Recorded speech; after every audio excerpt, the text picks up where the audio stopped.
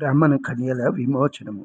కొంతకాలము కిందట మగధ రాజ్యంలో పురోహితు వృత్తిని జీవించుచున్న నలుగురు బ్రాహ్మణులుండిరి. నలుగురు కుమార్తెలుండిరి. వారు నిండు యవ్వనవతులై ఉండిరి.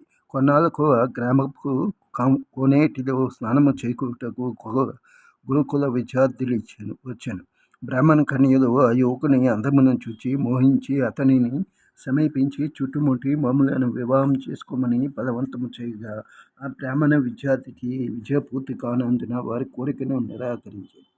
అంతా నా కన్యల కోపంతో నీవు పిశాచిగా కమ్మని శపించగా ఆ విద్యార్థియు మీరు కూడా పిశాచులు అగుదురు కానీ ప్రతిశాపమించుటచే వారంతా పిశాచ రూపంలో ఆ కొలను వద్దే ఉండి అందరినీ బాధించి ఆహారం దొరికితే వాటాలకే పెనుగులాడుకుంది. కొంతకాలమునకు ఒక సిద్ధుడు కోనేటి దగ్గరకు రాగా ఆ పిశాచము తల్లిదండ్రులు తమ బిడ్డలకు కలిగిన పిశాచ రూపములు ఎట్లు పోవునని అడిగిరి.